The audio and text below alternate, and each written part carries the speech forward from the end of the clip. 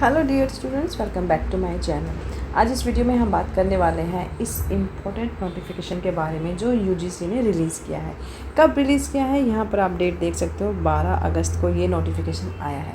इसमें इसके रिलीज़ होने के साथ साथ ही काफ़ी सारी कन्फ्यूज़न और काफ़ी सारी टेंशन जो है वो बच्चों में मैं देख पा रही हूँ, क्योंकि कमेंट्स आ रहे हैं और व्हाट्सएप पर भी बच्चे पूछ रहे हैं कि ये जो नोटिफिकेशन आया है इसका क्या मतलब है।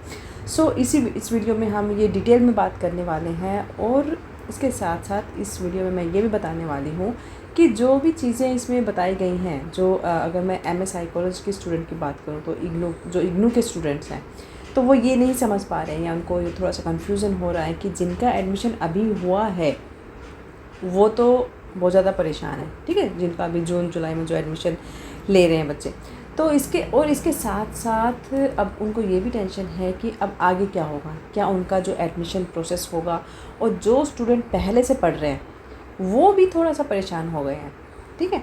तो इसी टॉपिक पर हम लोग डिटेल में बात करेंगे। इसके साथ साथ कुछ इम्पोर्टेंट हेडलाइंस भी मैं यहाँ पर बताऊँगी जो इस नोटिफिकेशन में यहाँ पर दिखाई गई है। इसमें चलिए अब बात करते हैं कि चलो वीडियो देखने से पहले इन चीज़ों को थोड़ा सा और ध्यान रख लेना कि मैं वो भी बताने वाली हूँ कि कौन सी चीज़ें आपको ध्यान में रखनी है और वो कौन सी बातें हैं जिनके लिए आपको पैनिक नहीं होना है। सबसे पहले तो हम ये जो नोटिफिकेशन है ना, इसके बारे में हम बात कर लेते हैं कि the commission decision regarding the feasibility of offering programmes in the specialisation of health care. इसको ध्यान से देखना, specialisation of health care and called disciplines following under the NCAPHPA act 2021 in ODL और ऑनलाइन मोड, ठीक है। इसके बारे में यहाँ पर बात की गई है। इस प्रोग्राम में जो specialisation of health care and allied discipline under this act की जो बात की जा रही है, इसमें एक चीज़ जो है वो कन्फ्यूज़न थोड़ा सा स्प्रेड कर रही है कि ये जो ओडियल और ऑफलाइन मोड में जो भी साइकोलॉजी और साइकोलॉजी के जो सब्जेक्ट है उन पे फोकस अभी हम लोग बात करेंगे उस पर, क्योंकि देखो हमारा जो सब्जेक्ट हम अभी यहाँ पर साइकोलॉजी की बात करने वाले, तो साइकोलॉजी सब्जेक्ट का जो ऑनलाइन और जो ओडियल मोड है उसमें हम लोग पर जो हमारे जो एजुकेशन चल रही है, ठीक है, वो पूरी तरह से ख़त्म हो गई है।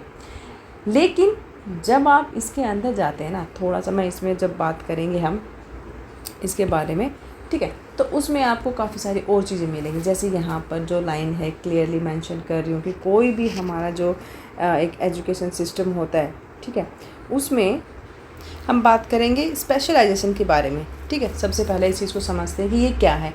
ये हाईलाइट करने वाली बात है, समझने वाली बात है, इसके बारे में बात करेंगे। तो सबसे पहले तो आप ये मान लो कि जो करंट स्टूडेंट है ना, जो इग्नू में अभी जो पढ़ रहे हैं, जिनके एडमिशन हो चुके हैं, उनको अभी इससे बिल्कुल भी अफेक्टेड आप लोग नहीं हो। जो स्टूडेंट पहले से पढ़ रहे हैं, ठीक है, उनके लिए कोई टेंशन वाली बात नहीं है। अब इस टाइम पर कौन कौन से स्टूडेंट हैं जो इस कैटेगरी में आते हैं, जिनके लिए ये थोड़ा सा हार्मफुल हो सकता है, तो वो सारे स्टूडेंट जिन्होंने जून जुलाई, ठीक है, जून और जुलाई में जो एडमिशन लिया है, जो इसी साल उससे पहले वाले जो जनवरी के भी स्टूडेंट हैं, ठीक है, उनका जो अभी तक अगर कोर्स कंप्लीट नहीं हुआ है तो वो आप लोग अफेक्ट नहीं होने वाले हो इस नोटिफिकेशन से। वो अपना कोर्स आराम से कंप्लीट करना है आपको, उसको कोई प्रॉब्लम नहीं होगी रिगार्डिंग दिस कोर्स। दूसरी चीज़, वो स्टूडेंट जिन्होंने अभी एडमिशन लिया है, जिनका एडमिशन अभी जून में ही हुआ है, ठीक है, जैसे कि मैंने आपको बताया, उनके लिए कंफर्मेशन मेल भी आ गई है, पढ़ाई भी करने लगे हो, बुक्स का भी वेट कर रहे होंगे आप लोग, तो ये सारी चीज़ें शुरू हो गई होंगी आपके साथ। तो ऐसे बच्चों को जो बहुत सारा कन्फ्यूज़न है कि क्या हमारा एडमिशन रिवर्ट तो नहीं हो जाएगा, क्या हमें जो अब आगे पढ़ने को मिलेगा या नहीं मिलेगा, तो इस तरह का कन्फ्यूज़न जो है स्टूडेंट्स में है। तो आप ये जान लो कि जो आपका जो कोर्स है साइकोलॉजी का, इस चीज़ को ये प्रूव किया गया है कि जो एक आप देखेंगे तो एमिटी यूनिवर्सिटी है ना, उसने भी ये प्रूव किया है कि आप बिल्कुल जिनका भी मतलब जो स्टूडेंट के एडमिशन हो गए हैं वो अभी सेफ़ हैं, ठीक है, आपको टेंशन लेने की बात नहीं है। और चाहे वो अभी के स्टूडेंट ही क्यों ना हो तो भी आप लोग सेफ़ हो।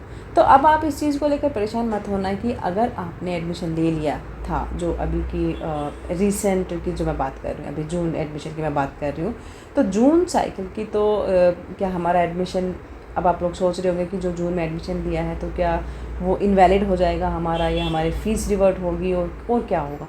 तो ये सारी की सारी चीज़ें जो हैं हम 1% मान के चल सकते हैं, क्योंकि इग्नू है ना, इग्नू अपने आप में ही एक अपने मतलब अपने एंड पर भी कोई डिसीज़न ले सकते हैं, बट वो डिसीज़न जो है वो स्टूडेंट के फेवर में ही आएगा। ये 100% आप मान के चलो। तो इस चीज़ से आप बिल्कुल भी टेंशन मत लेना, रिलैक्स रहना। उसके बाद इग्नू का जो फाइनल इस पर नोटिफिकेशन आता है और जो फाइनल में जो कमेंट आता है उससे भी चीज़ें आपको क्लियर हो जाएंगी, ठीक है। तो ये सारी चीज़ें आप लोग मैं ये पूरा नोटिफिकेशन आपको कमेंट बॉक्स में मैं ये इसका लिंक दे दूँगी। वैसे आप यहाँ पर रेडिट पे जाकर भी आप इसको देख सकते हैं, इसमें जो सारी चीज़ें इस पर लिखी हुई हैं, ठीक है। इसके बाद आपको एक और चीज़ यहाँ पे समझने वाली है कि इग्नू है ना एक सेंट्रल यूनिवर्सिटी है, ठीक है, और जो that is established by parliament, तो इसके पास अपनी भी पावर्स हैं, तो अपने रूल्स हैं जो वो फॉलो कर सकते हैं। मतलब IGNOU is a certain freedom, IGNOU has some certain freedom over UGC. तो यूजीसी ने अपनी गाइडलाइंस तो दे ही दी हैं, ठीक है। अब लेकिन आप समझिए कि इसमें इसके पीछे बहुत सारे जो लीगल अथॉरिटीज़ हैं जिनके अपने कुछ स्टेटमेंट्स आएंगे अभी धीरे धीरे, जो इन चीज़ों को सही से फॉलो करने वाले। बट अब आपको ये है कि आप उनको साइकोलॉजी सब्जेक्ट पढ़ना ही पड़ेगा। कुछ स्टूडेंट ऐसे भी हैं, ठीक है, बच्चे ये भी सोच रहे हैं कि क्या हम पढ़ना ही बंद कर दें, या इग्नू के स्टूडेंट जो हैं वो साइकोलॉजी को ऑनलाइन डिस्टेंस मोड में पूरी तरीके से क्या हम लोग पढ़ना बंद कर देंगे। क्योंकि जो साइकोलॉजी सब्जेक्ट है ना उसमें मेंटल हेल्थ जो है, जिसमें हम हेल्थ केयर की बात कर रहे हैं यहाँ पर, ठीक है, उसमें जो मेंटल हेल्थ की बात की जा रही है उसका मतलब ये है कि देखो जो साइकोलॉजी सब्जेक्ट है ना, जो आपका साइकोलॉजी सब्जेक्ट है ये एक सब्जेक्ट की तरह आप इसको पढ़ते हैं बस नॉलेज गेन करने के लिए, ठीक है। इसको एक सब्जेक्ट की तरह पढ़ाया जाता है। दैट मीन्स कि ये एक इंडिपेंडेंट सब्जेक्ट है। तो उस सब्जेक्ट में आप यहाँ पर ना कोई जो इसको आप मेंटल हेल्थ प्रोफेशनल आप बाद में बनते हो, ठीक है। कोई भी प्रोफेशनल जब आप किसी भी सब्जेक्ट में पढ़ते हो तो सबसे पहले आप उसको एज ए सब्जेक्ट पढ़ते हो, उसके बाद आप उसको जो मेंटल हेल्थ प्रोफेशनल अगर आप जो है वो आप बाद में बनते हैं, क्योंकि इसके फील्ड अलग अलग हो जाते हैं आगे जाके। सो इसके बाद कुछ चांसेस होते हैं जो आप जैसे आप बीएससी में हैं, बीएससी या एमए साइकोलॉजी में अगर आप पढ़ रहे हैं तो उसके सब्जेक्ट यहाँ पर उनकी जो फ्रीडम है वो थोड़ी सी कॉम्प्रोमाइज़ होता है। एक चीज़ जो है यहाँ पे साइकोलॉजी इन स्पेशलाइजेशन जो हम यहाँ पर देखते हैं, स्पेशलाइजेशन ऑफ साइकोलॉजी की हम यहाँ पर जो बात कर रहे हैं, इसको क्लियर करने के लिए मैं आपको एक बात बता दूं कि जहाँ पर जैसे आप जब एडमिशन लेते हैं तो उसमें भी आपको साफ साफ दिखाया हुआ है, उसमें एक पूरा डिस्क्लेमर दिया हुआ है कि ये जो आप सब्जेक्ट की तरह पढ़ रहे हैं, ठीक है, तो इसमें आप स्पेशलाइजेशन का कुछ नहीं करने वाले हैं। ये एज ए स्पेशलाइज्ड आपको कोई डिग्री नहीं मिलेगी, एक सिंपल डिग्री आपको मिलने वाली है। तो ये आप जब एडमिशन लेंगे तो जो वहाँ पे पूरी गाइडलाइंस है उनको एक बार चेक कर लेना, ठीक है। तो इन शॉर्ट आप इस कहने का मतलब ये है कि अब जो अगर मान लीजिए आप ये सोच रहे हैं कि एमए साइकोलॉजी पढ़ के आप मेंटल हेल्थ प्रोफेशनल बन जाएंगे या साइकोलॉजिस्ट या साइकेट्रिस्ट बन जाएंगे, तो वो पॉसिबल नहीं है। तो वो पहले से ही ये चीज़ इसमें बहुत सारी क्लियर मेंशन हो गई है। इसके अलावा एक चीज़ मैं आपको ये बता दूं कि ये जो एक्ट लिखा हुआ है यहाँ पर, जिस एक्ट की हम बात कर रहे हैं, ठीक है, ये वाला एक्ट, इसका मतलब ये है कि इसमें एक care qualification and recommendation diploma of degree only for regulation learning mode, इसके हमारा जो भी इग्नू का एक डिस्टेंस लर्निंग कोर्स है, तो हम ना ये क्लैरिफिकेशन हमें नहीं मिल पा रहा है कि इस बात को लेकर कि साइकोलॉजी इज़ स्पेशलाइजेशन में साइकोलॉजी की डिग्री इंक्लूड होगी या नहीं होगी। क्योंकि एक बात आप समझ लेना कि एमए साइकोलॉजी जो आप MAPC जब कोर्स करने हैं तो एक डिग्री है, वो आपका स्पेशलाइजेशन का जो है वो काउंट नहीं होता है, ठीक है, इस चीज़ का ध्यान रखना। और इसके साथ साथ जैसे मैं आपको ऑलरेडी बता चुकी हूँ कि इग्नू अपनी तरफ से एक डिसीज़न लेगा, क्योंकि ये एक इम्पोर्टेंट नोटिफिकेशन आया इग्नू की तरफ से। तो जो भी डिसीज़न लेगा कि क्या इग्नू MAPC का जो कोर्स है वो स्पेशलाइजेशन की कैटेगरी में डाला जाए, तो आपको क्लियरली ये बता दूं कि अभी तक ये स्पेशलाइजेशन की जो कैटेगरी में नहीं आया है। ये खाली एक डिग्री है, ठीक है, एजुकेशनल डिग्री हम इसको बोलते हैं। आप एक डिग्री के लिए तो पढ़ते हो, लेकिन MA साइकोलॉजी करने के बाद आप टीचिंग के फील्ड में भी जा सकते हो, वहाँ भी तो ये यहाँ पर एप्लीकेबल है वहाँ पर। और एजुकेशनल काउंसलर जो होते हैं वो भी आप इससे बनते हैं। इसके अलावा अगर आप सर्टेन एजुकेशन की अगर मैं बात करूँ तो यहाँ पे ये कोर्स जो है ये एसोसिएटेड है।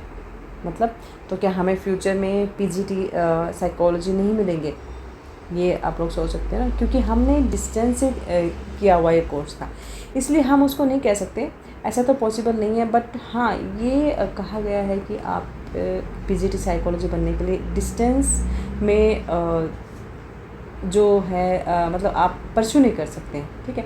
MA साइकोलॉजी को तो आप बहुत सारे कोर्सेज भी इसके अंदर हैं, इसे जिसको आप सॉल्व होना भी काफ़ी सारी चीज़ें आने वाली हैं, धीरे धीरे नोटिफिकेशन आ जाएंगे। बट अब आपको समझना ये है क्योंकि ये एक मोमेंटम नहीं बनता है ना इससे एक चीज़ का, और इसके और जो भी क्राइटेरिया है, डायमेंशंस है, कुछ ना कुछ इसमें चीज़ें चलती रहेंगी, ठीक है। अब हम बात कर लेते हैं कि क्या जो ये जो इग्नू है, इग्नू में जो स्पेशली जो ये हुआ था डिस्टेंस लर्निंग में जो एजुकेशन को परस्यू करने के लिए, तो उस पर्पज़ को तो ये यहाँ पे आके एक साइकोलॉजी सब्जेक्ट के लिए मतलब ख़त्म नहीं किया जाएगा। अदर्स के लिए यहाँ सब्जेक्ट के तौर पर अदर्स को भी इंक्लूड कर सकते हैं। तो ये चीज़ यहाँ पर काफ़ी क्लियर होती है। आई थिंक काफ़ी कन्फ्यूज़न आपका यहाँ पर क्लियर हुआ होगा किस तरह से आपको MAPC को लेकर वरीड नहीं होना है। और हाँ, एक क्वेश्चन और यहाँ पर क्लियर कर दूँ कि जो हमारे स्टूडेंट्स हैं वो ये कि अब हमें जो MAPC इग्नू से कर लिया, ठीक है, तो क्या हमारा फ्यूचर ख़त्म है? क्या हम फ्यूचर में उस चीज़ को हम साइकोलॉजी में इन फ्यूचर और क्या हम कुछ नहीं कर सकते? तो मैं आपको ये बताना चाह रही हूँ कि इसमें जो डिस्क्लेमर दिया गया है ना, इसमें ये थोड़ा सा अभी इसके रिगार्डिंग कुछ और नोटिफिकेशन आएंगे, तो हम सबको वेट करना है उस चीज़ के लिए कि अब इग्नू और UGC और आगे क्या स्टेप लेने वाले हैं, ठीक है। क्योंकि ये नोटिफिकेशन जो है ना काफ़ी सारी चीज़ों को क्लियर अभी नहीं कर पा रहा है, तो अपने तरीके से आप लोग इस चीज़ को हम सब समझने की कोशिश कर रहे हैं।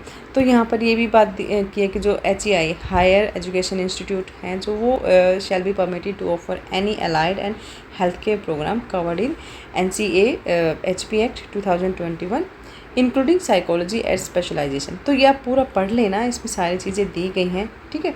इसमें ये बाकी के सब्जेक्ट भी यहाँ पर इंक्लूड किए गए हैं कि any recognition already granted for higher education institute for offering such programmes for the academic session July 25 and onwards shall be withdrawn by UGC, ठीक है। UGC ने विड्रॉ कर लिए हैं ये सारे के सारे।